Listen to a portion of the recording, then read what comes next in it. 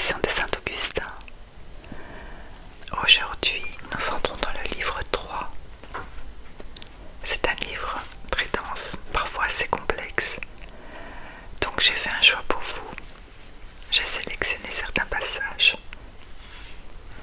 Je vais donc vous lire ses tourments à Carthage, sa soif d'aimer, ses découvertes, ses réflexions sur le théâtre, et puis on finira tout doucement par un moment d'une douceur infinie, le rêve de sa mère, Sainte Monique.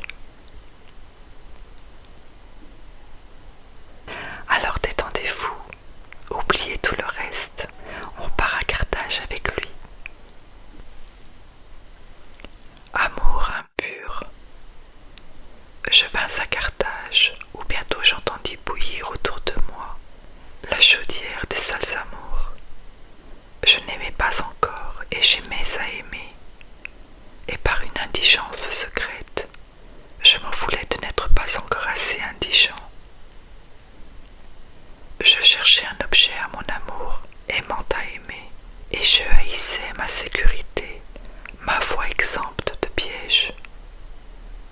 Mon cœur défaillait, vide de la nourriture intérieure de vous-même, mon Dieu. Et ce n'était pas de cette faim-là que je me sentais affamé. Je n'avais pas l'appétit des aliments incorruptibles, non que j'en fusse rassasié. Je n'étais dégoûté que par inanition, et mon âme était mal portante et couverte de plaies. Et se jetant misérablement hors d'elle-même, elle mendiait ses vifs attouchements qui devaient envenimer son ulcère. C'est la vie que l'on aime dans les créatures aimées.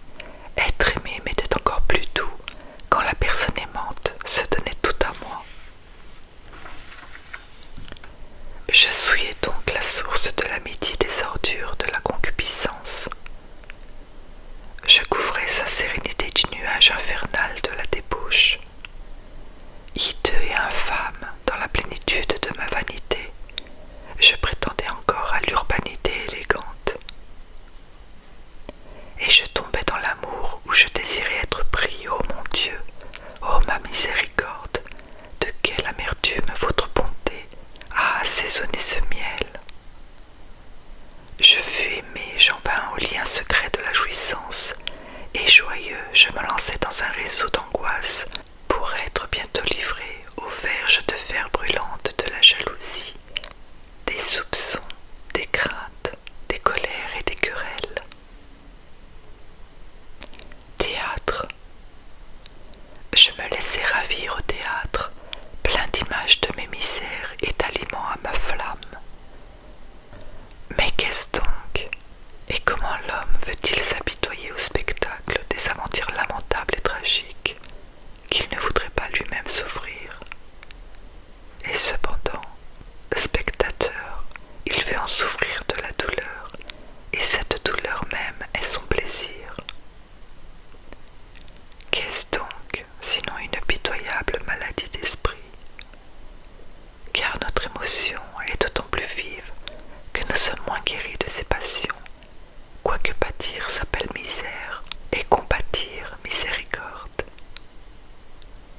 Mais quelle est cette compatissance pour des fictions scéniques? Appelle-t-on l'auditeur au secours? Non, il est convié seulement à se douloir. Et il applaudit l'acteur en raison de la douleur qu'il reçoit. Et si la représentation de ces infortunes antiques ou imaginaires le laisse sans impression douloureuse, il se retire le dédain et la critique à la bouche. Est-il douloureusement ému, il demeure attentif et pleure avec joie. Mais tout homme veut se réjouir. D'où vient donc cet amour des larmes et de la douleur? Le plaisir que la misère exclut se trouve-t-il dans la commisération? Et ce sentiment fait-il aimer la douleur dont il ne saurait se passer? L'amour est la source de ses sympathies. Où va cependant, où s'écoule ce flot? Au torrent de bois bouillante, au gouffre ardent des noires voluptés, où il change et se confond lui-même, égaré si loin et déchu de la limpidité céleste. Faut-il donc répudier la compassion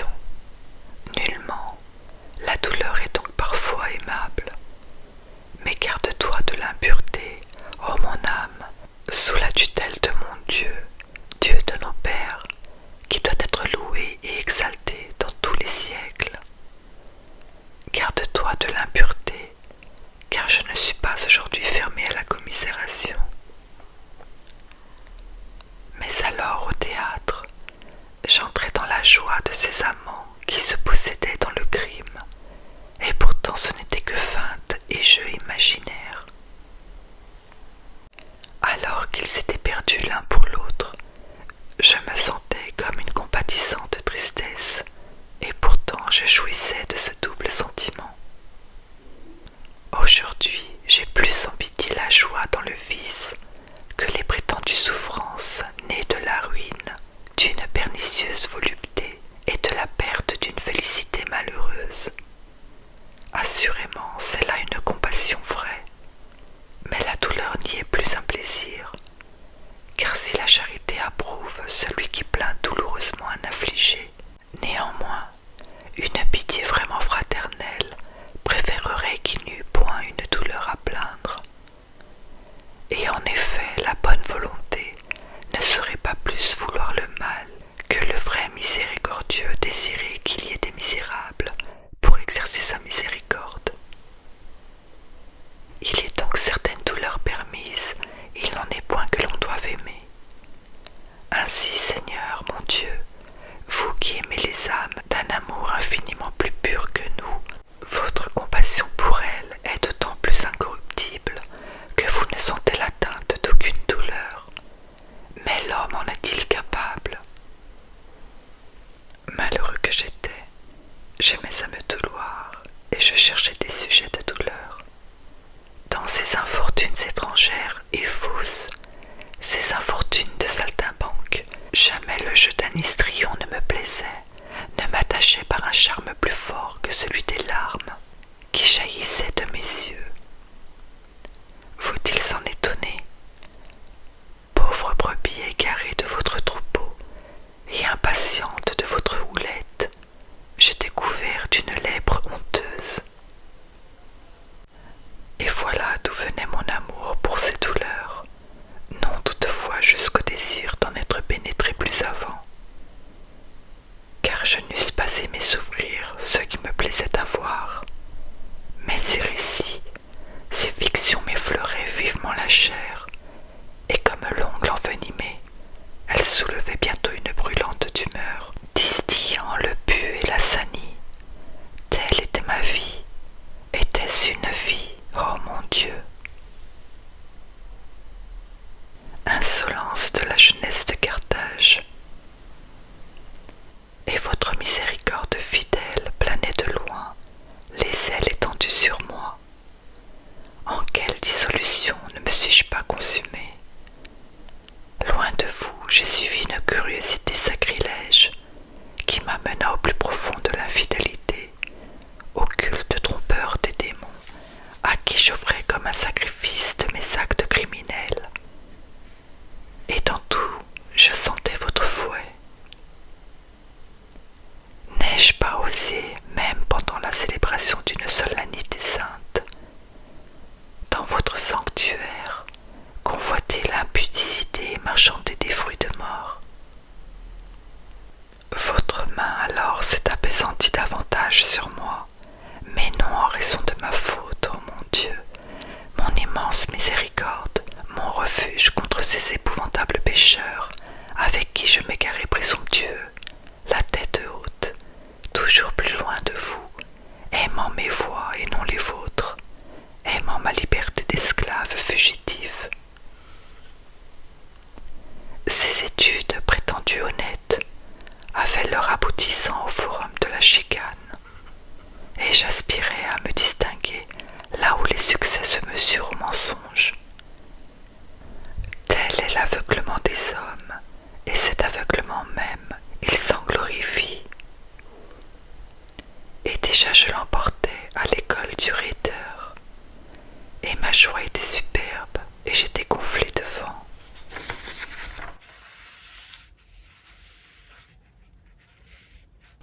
Mais pourtant, plus retenu que les autres, Seigneur, vous le savez, j'étais bien éloigné de démolir avec les démolisseurs.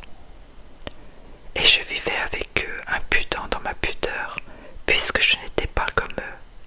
Et je trouvais parfois du plaisir dans leur familiarité, malgré l'horreur que m'inspirait leur acte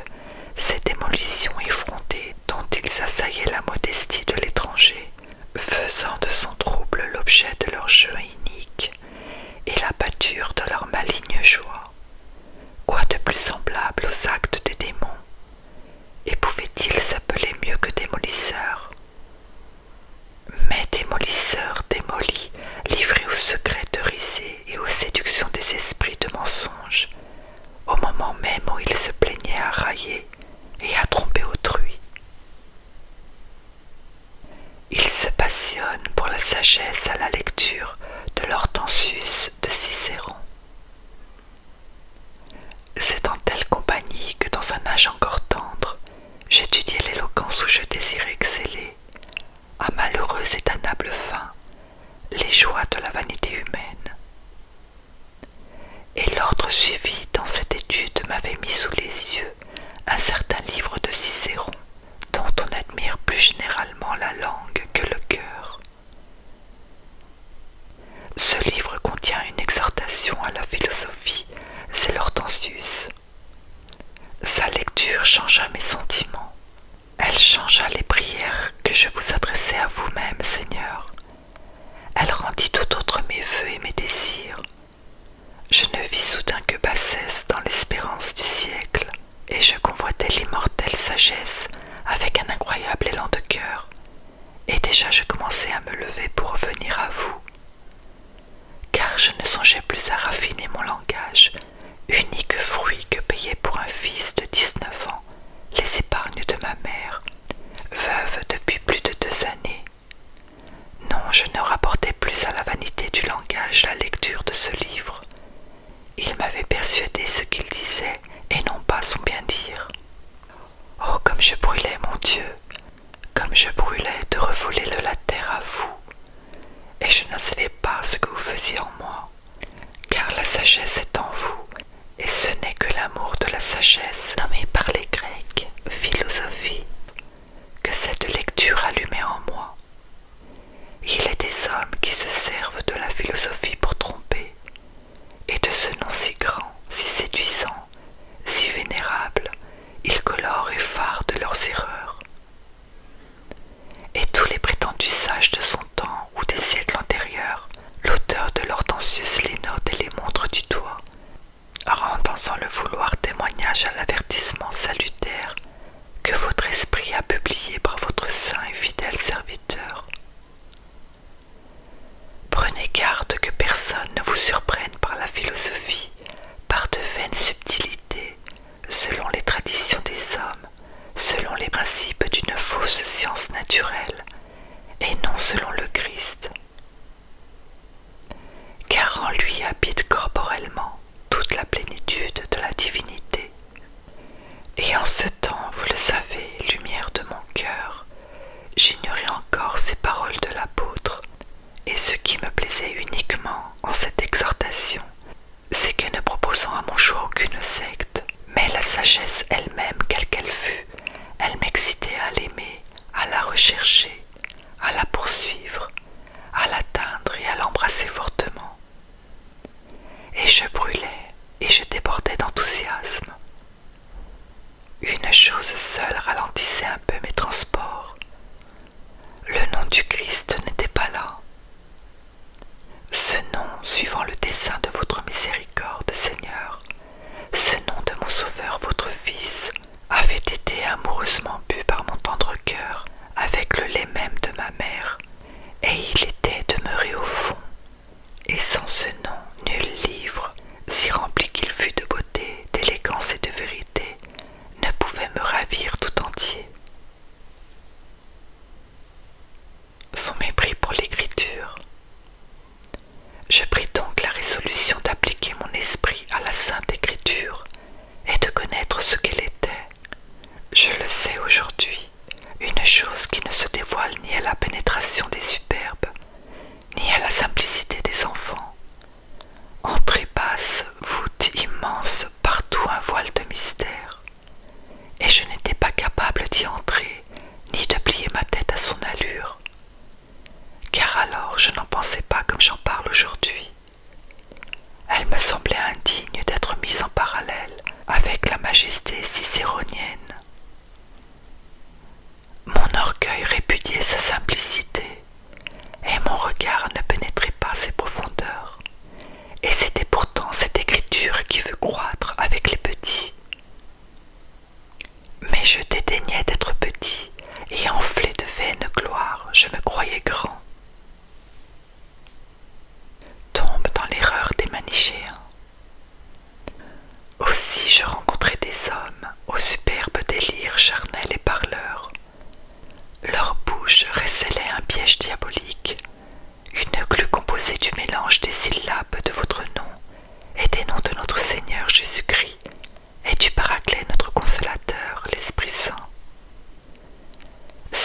résidait toujours sur leurs lèvres, mais ce n'était qu'un son vainement articulé. Leur cœur était vide du vrai, et ils disaient « Vérité, vérité ». Ils me la nommaient sans cesse, et jamais elle n'était en eux. Ils débitaient l'erreur, non seulement sur vous, qui êtes vraiment la vérité, mais sur ce monde élémentaire, votre ouvrage où par-delà les vérités même connues des philosophes, j'ai dû m'élancer grâce à votre amour, ô mon Père, ô bonté souveraine, beauté de toutes les beautés. Vérité, vérité, combien alors même, et du plus profond de mon âme, je soupirais pour vous quand si souvent et de mille manières, et de vive voix, ces hommes faisaient autour de moi bruire votre nom dans leurs nombreux et longs ouvrages. Et les mets qu'ils servaient à mon appétit de vérité, c'était au lieu de vous la lune, le soleil, chef-d'œuvre de vos mains, mais votre œuvre et non pas vous, ni même votre œuvre suprême, car vos créatures spirituelles sont encore plus excellentes que ces corps éclatants de lumière et roulant dans les cieux. Et ce n'était pas de ces créatures excellentes, c'était de vous seul, ô vérité sans changement et sans ombre, que j'avais faim et soif.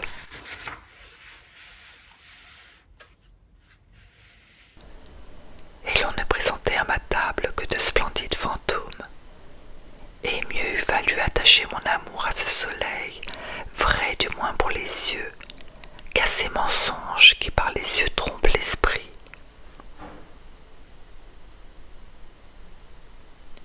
Et toutefois, je les prenais pour vous, et je m'en nourrissais, mais sans avidité, car mon palais ne me rendait pas la saveur de votre réalité.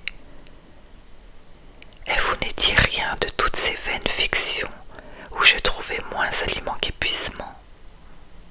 La nourriture imaginaire de nos songes est semblable à la nourriture de nos veilles, et elle laisse notre sommeil à jeun.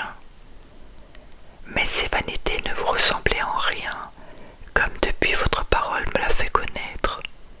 Ce n'étaient que rêves insensés, corps fantastiques, bien éloignés de la certitude de ces corps réels, soit célestes, soit terrestres, que nous voyons de l'œil charnel, de l'œil des brutes et des oiseaux. Corps plus vrais néanmoins dans leur réalité que dans notre imagination.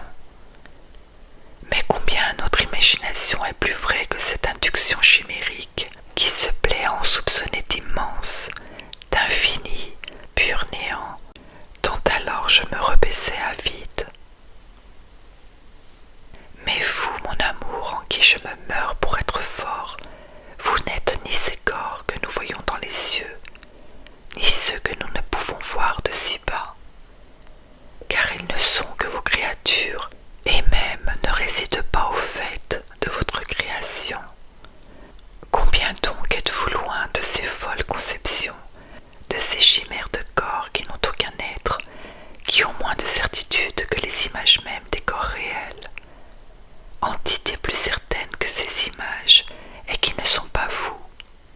Vous n'êtes pas même l'âme qui est leur vie, cette vie des corps meilleure et plus certaine que les corps. Mais vous êtes la vie des âmes, la vie des vies, indépendante et immuable vie, ô vie de mon âme. Où étiez-vous alors, à quelle distance de moi? Et je voyageais loin de vous, sevré même du gland dont je baissais les pourceaux. Combien les fables des grammairiens et des poètes sont préférables à ces mensonges. Ces vers, cette poésie, cette médée qui s'envole sont encore plus utiles que les 5 éléments, bizarrement travestis pour correspondre aux 5 cavernes de ténèbres, néant qui tue l'âme crédule. La poésie, l'art des vers sont encore des aliments de vérité, et je déclamais le vol de Médée sans l'affirmer. Je l'entendais déclamer sans y croire. Mais ces autres folies, je les ai crues. Par quel degré ai-je roulé au fond de l'abîme? Oh mon Dieu, je vous confesse mon erreur, à vous qui avez eu pitié de moi. alors je ne vous la confessais pas encore. Je vous cherchais dans une laborieuse et allaitante pénurie de vérité. Je vous cherchais non par l'intelligence raisonnable qui m'élève au-dessus des animaux, mais par le sens charnel, et vous étiez intérieur à l'intimité, supérieur aux sommités de mon âme. Je rencontrais l'énigme de Salomon, cette femme hardie, pauvre en sagesse, assise devant sa porte où elle crie. Mangez avec plaisir le pain caché, buvez avec délice les eaux dérobées. Cette femme me séduisit parce qu'elle me trouva tout au dehors habitant l'œil de ma chair et ruminant en moi tout ce qu'il m'avait donné à dévorer. Extravagance des manichéens. Dans mon ignorance, je me raillais de ces hommes divins, vos serviteurs et vos prophètes. Et que faisais-je en riant des saints que vous apprêtez à rire de moi?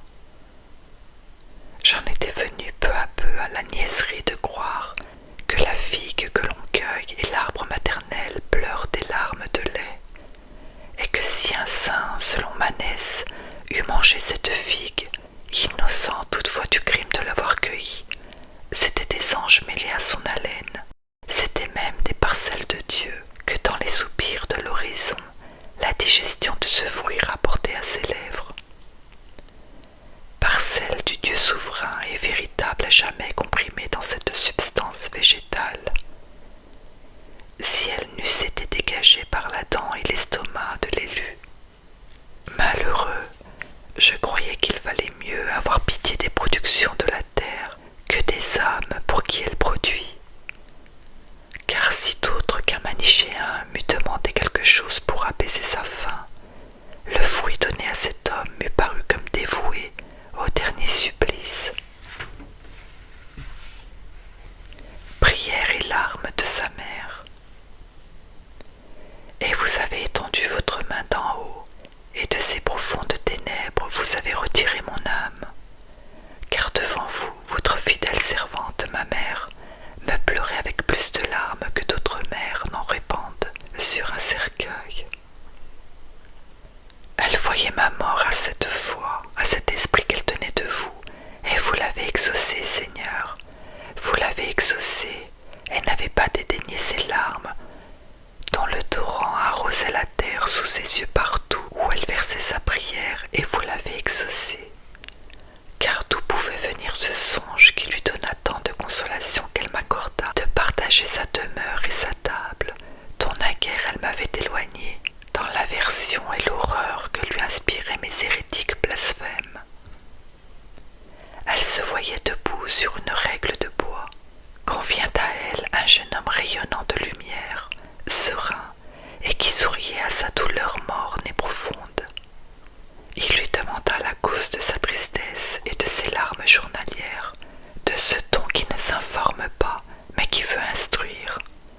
Et sur sa réponse qu'elle pleurait ma perte, il lui commande de ne se plus mettre en peine et de faire attention qu'où elle était.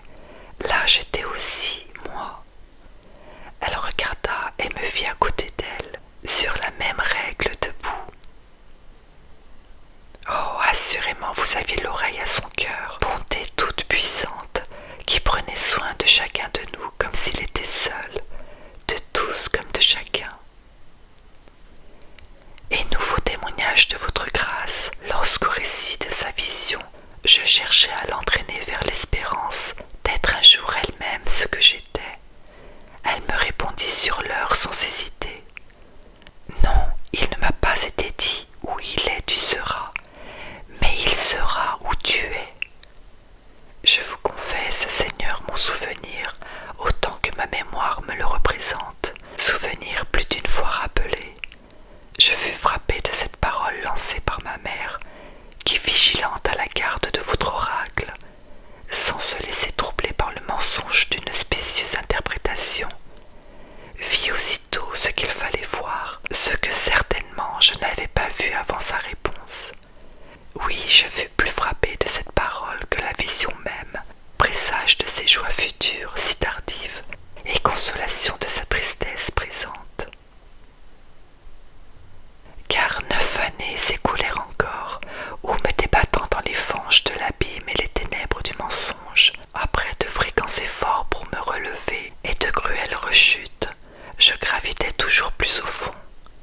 Et cependant cette veuve, chaste, pieuse et sobre, telle que vous les aimez, plus vive à l'espérance, mais non moins assidue à pleurer et gémir, ne cessait aux heures de ses prières d'élever pour moi en votre présence la voix de ses soupirs. Et ses prières pénétraient jusqu'à vous, et vous me laissiez toujours rouler et plonger dans la nuit. Parole prophétique d'un évêque. Mais vous avez rendu un oracle dont je me souviens. Il est beaucoup de choses que je passe sous silence pour courir à celle qui me presse de vous rendre témoignage. Il en est beaucoup que j'ai oublié. Cet oracle, vous l'avez rendu par la bouche d'un évêque, votre serviteur, nourri dans votre église, exercé au maniement de vos écritures. Elle le priait un jour de vouloir bien entrer en conférence avec moi, pour réfuter mes erreurs, me faire désapprendre le mal et m'enseigner le bien. Elle sollicitait ainsi toute personne qu'elle trouvait capable. Mais il s'en excusa avec une prudence que j'ai reconnue depuis, et il lui répondit que j'étais encore indocile, étant tout plein des nouveautés de cette hérésie et des succès de disputes où j'avais, lui disait-elle, embarrassé quelques ignorants. Laissez-le, ajouta-t-il, seulement priez le Seigneur pour lui. Lui-même reconnaîtra par ses lectures toute l'erreur et toute l'impiété de sa créance. Ensuite, il raconta que lui aussi, tout enfant, avait été livré aux manichéens par sa mère qu'ils avaient séduite,